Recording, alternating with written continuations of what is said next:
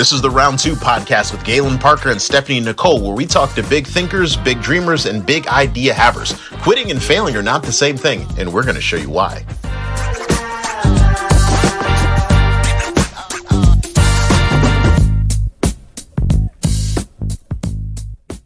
Ladies and gentlemen, we are back like we never left. Welcome back to the Round 2 podcast, where we talk to business growers, big thinkers, idea havers, and entrepreneurs. This is the Round 2 podcast starring Stephanie and Nicole. Stephanie, say hello to the people. Hey, everybody. There we go. I was worried. I was like, the image froze. I was like, she might say something or she might not. Ladies and gentlemen, if you are not following Stephanie on social media, she's on a quest. This is a noble venture. I'm very impressed. I am certain that she is going to be successful. She's trying to run it up to $100,000. Stephanie, how far have you gotten thus far? I'm $5,000 in. What'd you say? $5,000 in. Okay. When did you start the quest? Maybe 3 days ago or so. Okay. And you said it so sheepishly, but I guarantee that if I went on the street and said to someone, hey, could you raise $5,000 in 3 days without borrowing money?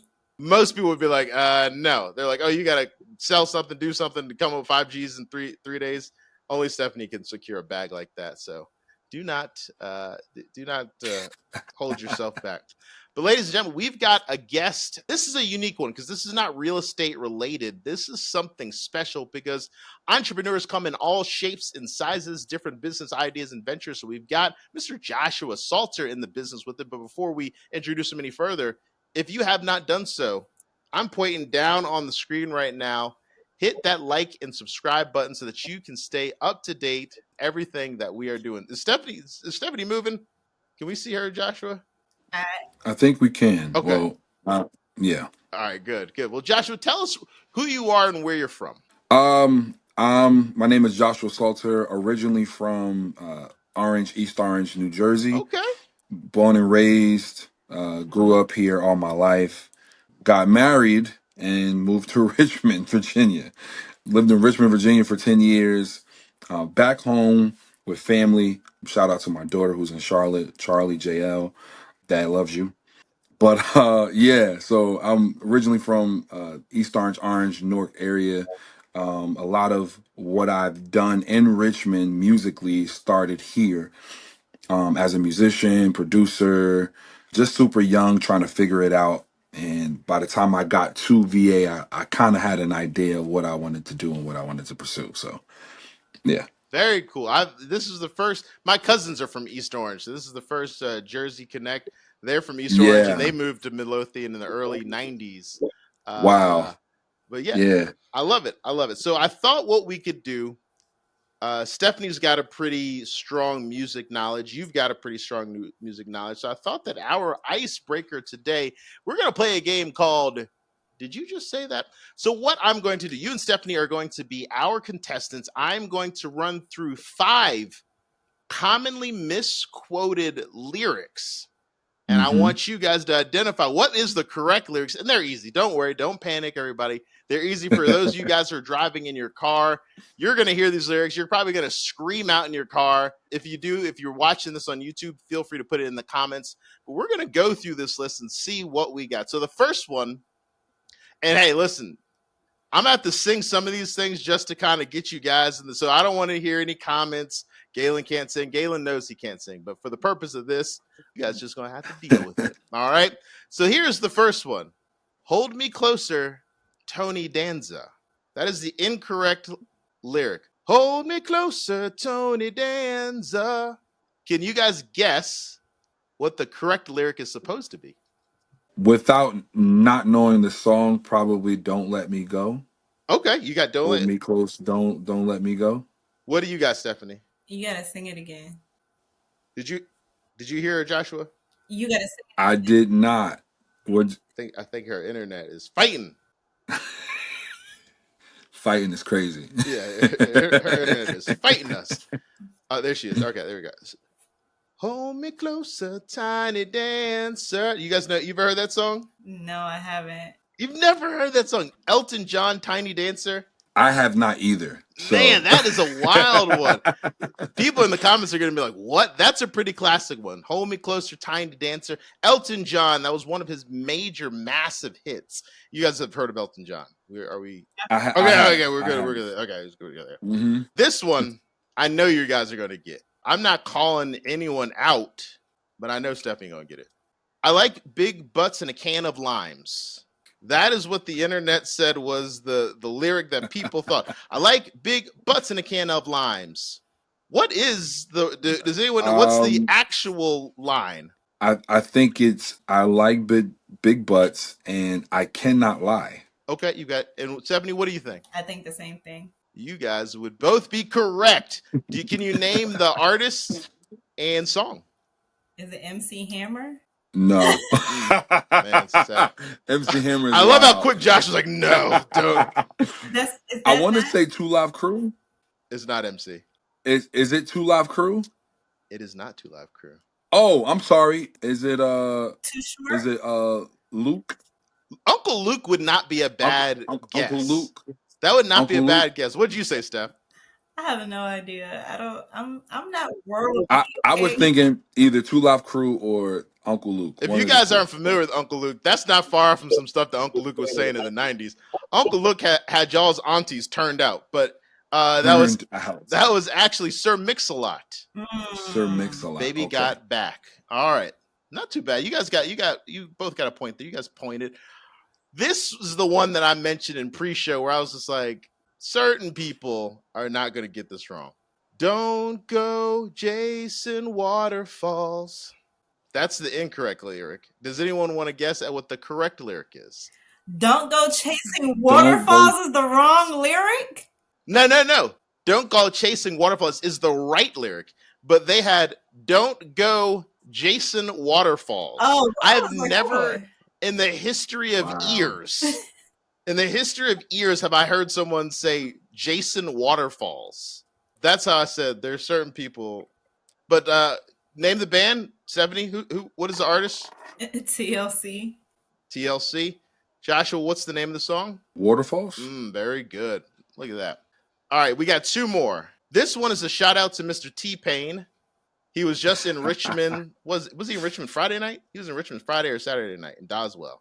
7, you ain't outside like I thought you outside. I actually thought about coming to Richmond for that too. I really did. I was contemplating like I should come out there. Facebook private stories.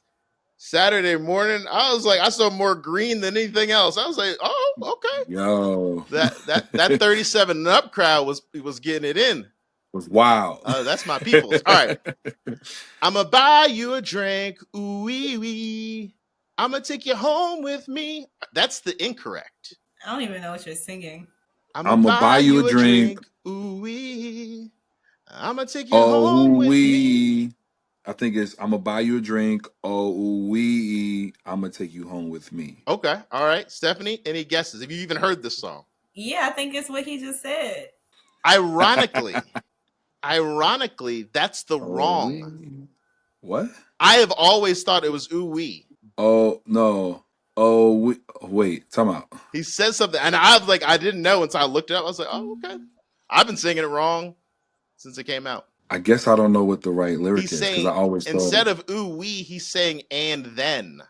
It's just the way he's saying it. Wow. I'm gonna buy you a drink and then I'm gonna take you home with me, which makes sense if you think about the chronological order.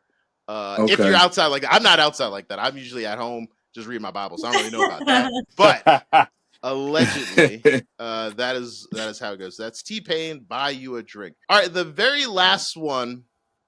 This made me laugh. I'm not gonna tell you the artist, but I think you're gonna get it. We don't need no hateration, holleration in this dancery. It's good old Mary J. Blige. That you got all right. That's Miss Mary. The wrong lyric is we don't need no hateration, holleration in this dancery. What is? I want to know what is holleration and what is dancery. those are very good questions, Joshua. Like, I still haven't found those words in the dictionary, but okay, it makes sense. You know, to the listener. 70. Are you familiar with this song? I thought those were the words to the song. Don't need no hateration, holleration in this dancery? You would not be wrong. So here's the correct. It's we don't need no hateration, holleration in this dance soiree, like a soiree. Soiree. So she's saying Okay. soiree, but I've always said dancery. I'm like dancery, but it's Yeah. dance soiree. So I'm like, all right. But ironically, holleration was correct. That is actually in the song. We know what hateration is. Yeah. hmm Holleration, we don't need no holleration. Is that just people I trying to don't know holler? what holleration is. I'm trying to figure out what holleration is, Stephanie, when but people holler at you, is that do you and your girls call that holleration? No. Holla, holla, holla, holla. There's no holleration. All right. nah, I think it's called what, shooting your shot, right? Hey, we just shoot the shot. We put up buckets. But here's the thing. I don't think anybody was going to fact check Miss Mary J. She's been through a lot, and she's a living legend. I'm ready for that icon tour. Those are the 5 most commonly missed. If you guys got those at right, tally up your scores. Let us know. Send us a DM. Put them in the comments. We brought that game in because Josh Salter, he is in the music industry, and I figured if we're going to have someone in the music industry, let's not do this. Let's do this. So, Joshua, tell everybody what exactly do you do? I am a music industry road manager and manager for some pretty dope artists, some pretty past artists who I've done road management for are all in gospel and R&B. Okay. So yeah, that's pretty much what I do. How long have you been doing that? 5 years now. I've been in the music industry as a musician well over like 10, say 10, 15, but I think I switched careers maybe 5 years ago. I got bit by the road management bug while being out with an artist and seeing all of behind the scene things that I've never seen before as a musician and as a producer, and I loved it. And working my 9 to 5 at the time was working for the Marriott as a front office management, so it had a little bit of that in it as well. And customer service, working with people, writing contracts, building contracts for artists, becoming a student of all the things that artists need other than just a band and some singers to get on the stage Sure. intrigued me. So that was like, okay, I think I can do this. And then from there, I had a mentor who I went on a road with a lot. Learned from. I still have several mentors now in the R&B industry, and it's helped my career tremendously. Land some great deals and stay away from some deals that nobody needs in their life. So yeah, What would characterize like a deal that no one would need? Like what's a bad deal? it actually all depends on what you negotiate. If you don't negotiate, what I would like to call, what's a great word? Security on what will allow you to do the job at tip top fashion, that would be a bad deal. If it doesn't secure you, not just financially, but mental well-being, emotional well-being, the relationship or the respect level that you would need to work with the artist, and on top of that, residual income, royalties, Passive checks. That's what we all like. passive income. If it does not give you any one of those things, and it doesn't align with your purpose or your vision for your business and how you are to accompany or help artists, that would be a bad deal. Okay. All right. Stephanie, did you know that? I don't know anything about this business. I'm very Yeah, curious. I don't know anything about the music business. So could you tell us a little bit about how your day-to-day life looks as like a road manager when you're out on the road? It starts waking up early in the morning.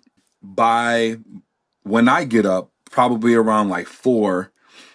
So let's start before I get up. Before I get up, singers, the artists, I'll say the engineer who's working on the sound, and whoever else is a part of the staff has an itinerary for the day. And that itinerary consists of their flights, their hotels, where they're checking in, the time that they need to be at the hotel after getting off the plane, sound check, making sure that everybody is at sound check. If we run into delays, 9 times out of 10, we're all on a group chat, and after a certain amount of time, everybody's checking in that group chat, letting us know that they've arrived at the airport, they've landed from the airport, they've gotten their bags. So me, I am the manager to make sure that all of the staffing, Everybody's together, calling the promoter to make sure that they know that we've arrived. My job, not just with management, is to secure the bag as well. So a deposit has already been made before we got there. And my job is to secure the final deposit before the artist gets on stage. Okay. So All right. after sound check, after the band is done, I'm making sure that myself and the promoter are making sure that the business acumens are finalized so that that artist can do whatever they need to do. And based on the contract that the promoter has signed, they're very well aware of making sure that everything needs to be in line. Because if not, there's some repercussions. I I haven't had one of those repercussions happen I yet. have a So, question for you, and that's good. You okay. haven't had, you had mentioned that a lot of it that you do is kind of like customer service. How do you manage people? I mean, managing artists, to me, in my experience, because I've done part of that in my early days, managing those personalities is can be more challenging than the average. How do you manage people to make sure that everything the night is a success? I think I had a great start, not just with road management and music stuff, but because I was an employee of the Marriott, which is customer service friendly and driven. I've had to work with multiple personalities for, I want to say, all of my adult life and career. And so I've had to learn how to manage multiple personalities. And I think the best way to do that is allow people to be people. Don't stifle them and always put them in a position where they can be their best self. They're not necessarily going to fail you. I think sometimes when you're in like a leadership position, you feel like you have to micromanage everything and control people's personalities just so you can get the best out of them.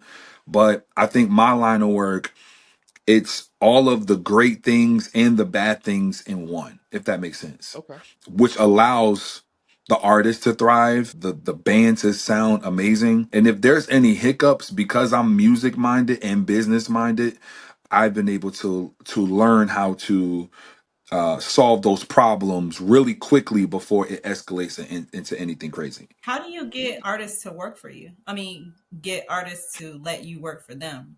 So when I first started, I started as a mentee to a big brother of mine. It's like family. His name is Kelvin Leach. He is the manager for Ty Tribbett and many others, gospel artist Ty Tribbett. Starting off with him, I was able to kind of take a back seat and watch how he does things and gaining clientele and what he did. And old school, he's super old school. So although he is with the signs of the times when it comes to technology, a lot of his work was word of mouth. And because the gospel industry at that time was super small, his work preceded him. And people saw what he did, saw how he worked, saw how he was able to ensure that artists got what they needed, not just with revenue, but maximizing and building their audience so that they can be in front of people's faces and be at concerts and showcase what they're able to do. I adapted that same work ethic by word of mouth. Most, if not all of the artists that I've been able to do road management for wasn't necessarily because they saw me on social media, but because I was already in spaces where I was working with artists and in Mm. passing, they saw my work and they were able to be like, I want to use him for something. Like, he's doing an amazing job. And by word of mouth, it went to the next artist, to the next artist, to the next artist, to the next artist, and so forth. You were Now seen in those spaces. I was seen behind the scenes working. And that's literally what allowed artist by artist to get in contact with me. I've had a few referrals, but Mhm. the most of the artists, if not all, was because I built a rapport and a relationship where they I was at an event and they saw my work and they inquired shortly after. You had mentioned this, so I think Stephanie probably picked up on it, and I picked up on it too. You had mentioned that you were a mentee and you had mentors, and we talk about this all the time. The reason that you should have a mentor. How did those mentors help you in the growing of your business? I think, well, I thank God for them. I'll say this tremendously. I think having the start that I did allowed me to see all of the things that I needed to see so that I can have the start that I needed by myself on my own. They helped me avoid so many pitfalls That's the point. and things that I probably would not have ever known. I think if I didn't have a mentor, by the time I got to the point of establishment, my name probably would have been in the ground. Like, because I wouldn't have been able to build a rapport in the music industry. Your name is cash before you get a contract in front of you or before you're able to make a contract for artists. And in the music industry, that's literally how you're able to thrive. Your name means so much. And I learned that early on, that your work has to, precede you. Even if things don't always go, your way, when you put forth the right energy and effort, you'll still get positive results and you'll still get positive feedback and people even inquiring to know, like, how did you do this? How did you do this? How did you work through this? So that you can gain as much as you want. So what is So some they advice that you would give to like a new entrepreneur that you think is important that would impact their life today? find a mentor. Find a mentor, someone who's been in the game much longer than you, someone who can give you some great advice, who can hold you accountable, and you can also learn from. So when you start and the light bulb starts to click for you, it's easier for you to do that because you've not only had a great running start, but you have a format that you can use that works for someone else. You have a blueprint. That's the great word I can say.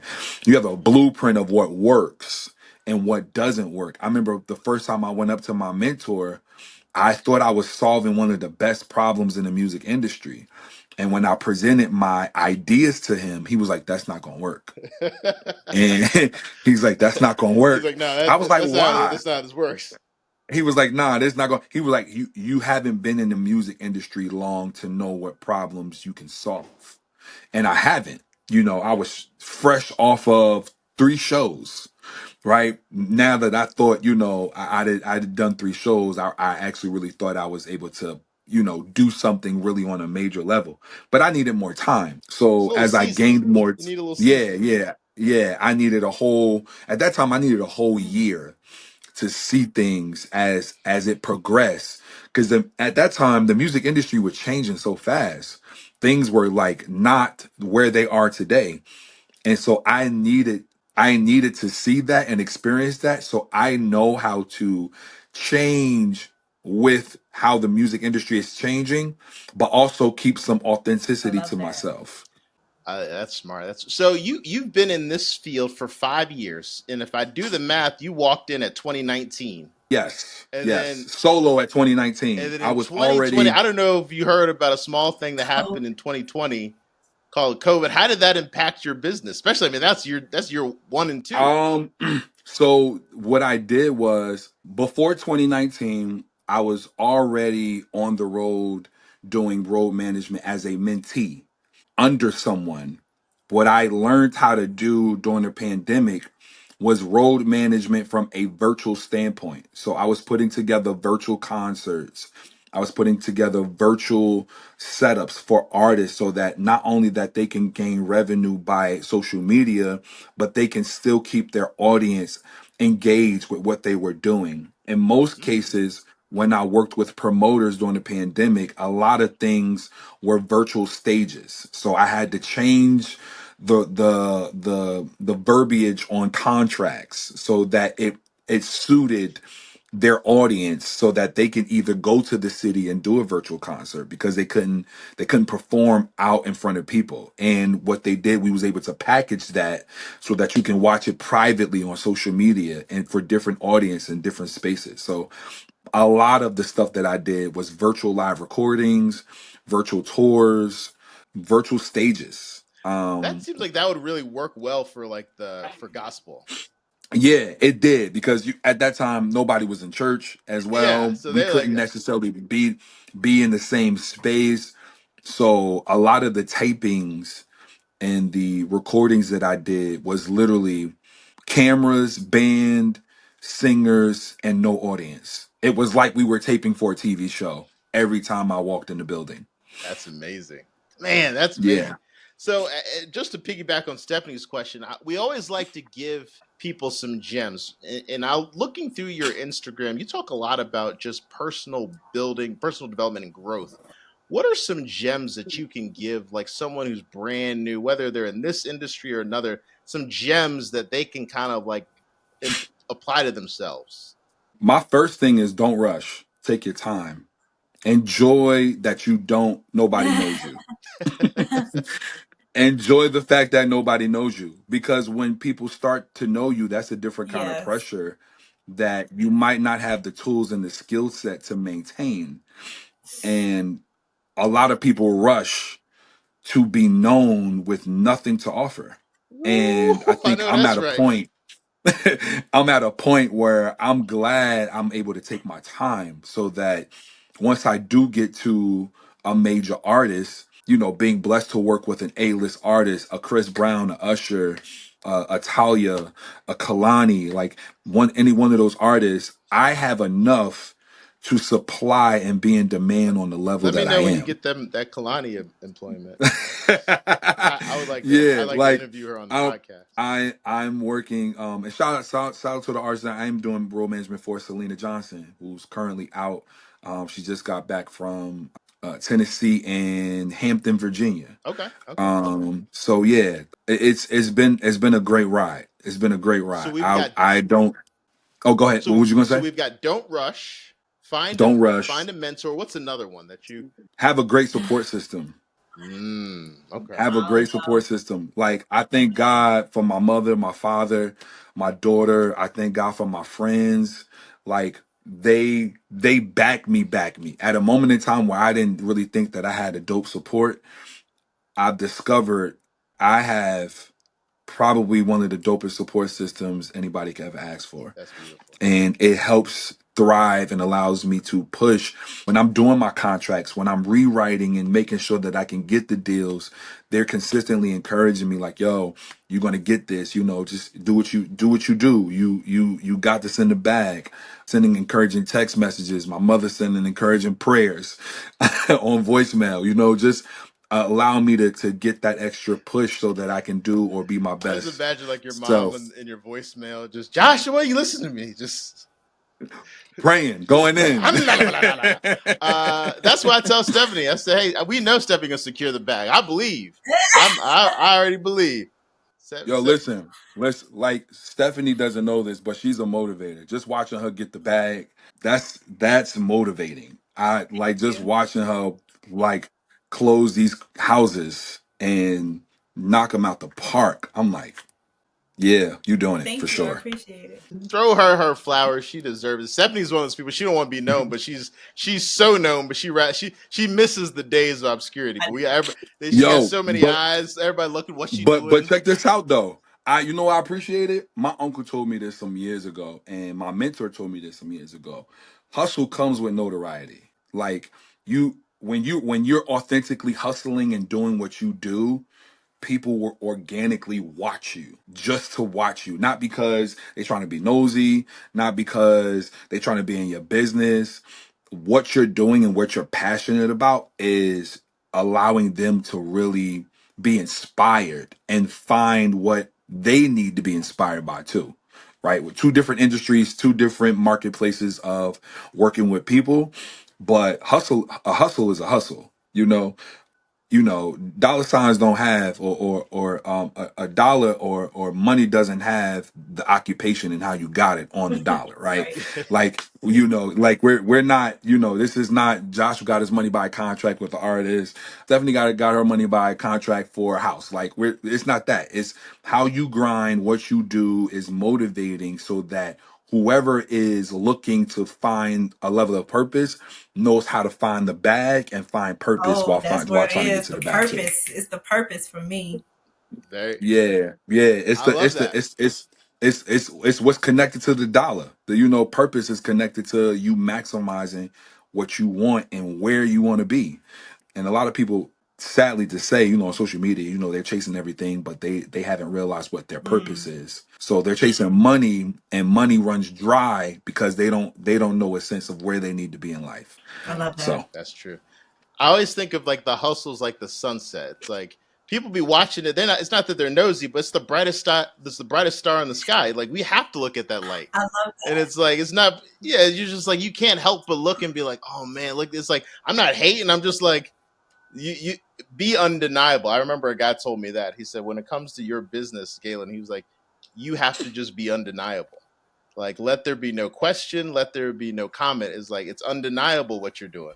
So I was like, I always think yeah, that's absolutely. Stephanie too. It's like it's undeniable. Like people can't be like, oh, she ain't doing this. I'm like, she got 100,000 followers. Like what? Like it's like those aren't bots. Those are real people. And she got them authentically. Yes. And cater to what she's doing. That's the reason why I appreciate the hustle, because the numbers are only subjected by the hustle and how she's grinding. Like I can tell.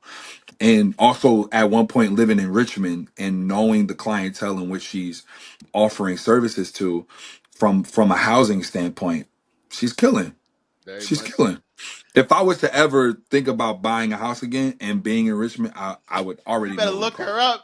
So like, You better look, it's not ladies even a and game. gentlemen. If you don't know, you better look Stephanie up. You looking for a house? You trying to get finance? You trying to get covered? And Stephanie's she'll got get you you in guys one. covered on all this.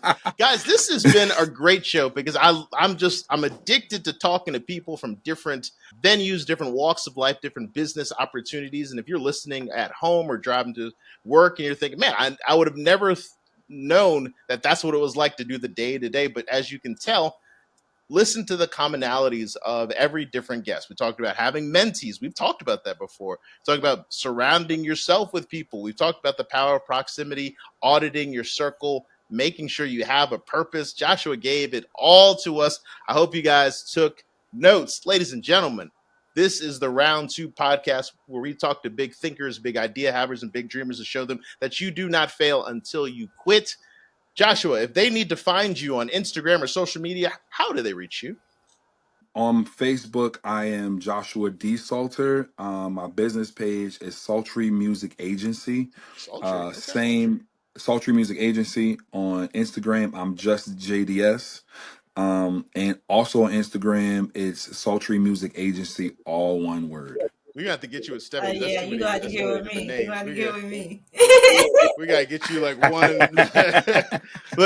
Listen how it goes with Stephanie. Hey Stephanie, if they need to reach you, how do they reach you? Stephanie Nicole RVA on everything. On everything. I am the _ Galen Parker. I need to do that. Yep. I need to do that. I am the _ Galen Parker on Instagram. This is the Round 2 podcast. Thank you guys so much for listening. Until next time. Bye.